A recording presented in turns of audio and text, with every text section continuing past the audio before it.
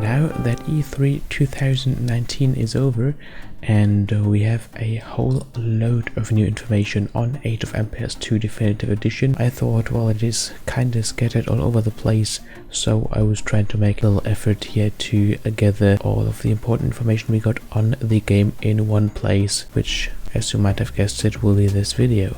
Okay, I'll be going over the new things, the changes to existing gameplay and whatnot. Alright, what's new in Age of Empires 2 Definitive Edition? First of all, we got the 4 new civilizations, which are Bulgarians, Lithuanians, Tatars and Cumans, as well as the 3 new campaigns, and one of them is the Last of the Khans campaign. If I am informed correctly, I can't guarantee that, but these campaigns are about Bulgarians, Tatars and Cumans. Lithuanians won't have their own campaign, but that could be unreliable information, so don't quote me on that.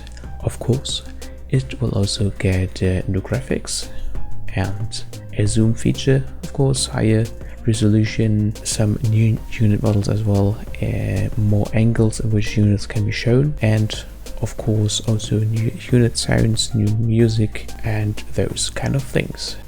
The price point of Age of Empires 2 DE is $20. However, if you own the HD edition of Age of Empires 2 on Steam already, you are only paying $15, and it comes out in fall 2019 on Steam as well as the Microsoft Store.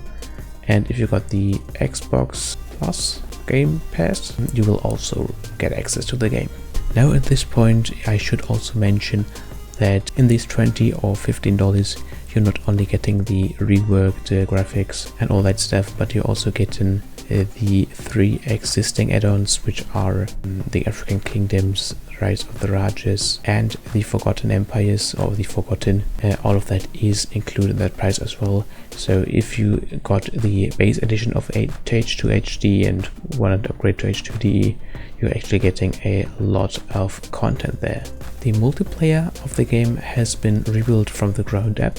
Previously it utilized a peer-to-peer system, and now we're getting a server-based system. Also, the streaming platform Mixer will be included in the game, so you can access that page right from the menu of H2DE and can go visit streams of that game with the click of a button.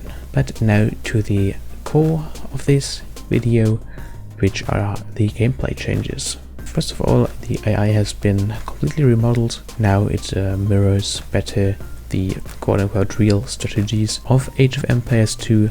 Pro gamers, they've been thoroughly analyzed and incorporated as many of those strategies as possible. It doesn't cheat, so it only uses information available to itself by scouting, and also does only have access to the resources gathered. But regardless of that fact, it is overpowering the old AI by a long shot, and that should definitely be a new challenge in single player. Of course, if you want to have it a little bit more comfortable, you can always use the lower difficulty grades of that AI. A lot of things have been done to the ways you create units and research technologies, because that was one of the things which really did not feel that rewarding or that skill intensive, but it was just kind of a lot of work just that has to be done to get things going. But yeah, these changes are, first of all, you can mix technologies and units in a production queue.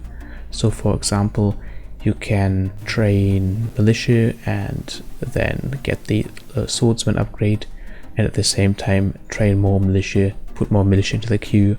So as soon as the swordsman upgrade has been done, those get created as well, and in this situation they are also the upgraded versions of themselves.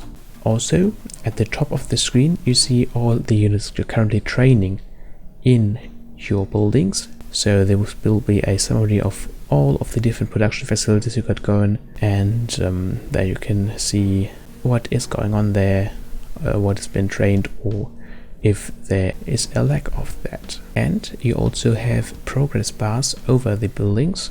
So if you're again training a militia in the barracks, when you select the barracks you see like a progress bar filling.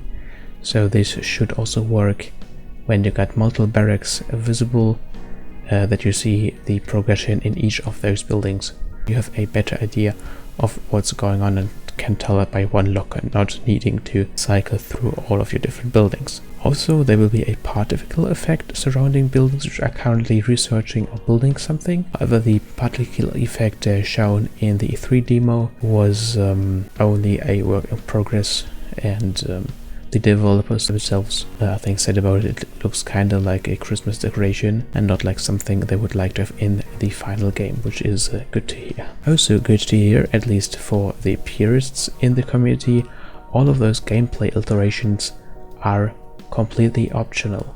Of course, queuing up infinite farms is not possible in your mills as well, so you don't need to click for every new farm queued up there, but you can just click a single button, and then whenever there is wood, a villager with a depleted farm will just automatically start to see the new one. And you also cannot longer accidentally select military and economic units in one swoop. You kinda can do the things now separate, even if there is a mixed group of both units, making it easier to not send your villagers to their certain doom. Also making things easier for newer players are the challenge missions. They are a new type of learning, not really campaign, because it is separate missions, separate scenarios for different skills to learn. They are a little bit more advanced compared to the already existing William Wallace campaign, and there you can learn things like how to lure a boar under my town center without my villagers dying, or how do you pull off a fast castle strategy, and those things will really prepare you a lot better for the multiplayer, which is a win for everybody. Also, there will be improvements to the scenario editor of Age of Empires 2 Definitive Edition. However, there haven't been any further information about that, so we know that there are new cosmetic objects in the editor, but maybe that is everything what was meant with improvements to the scenario editor.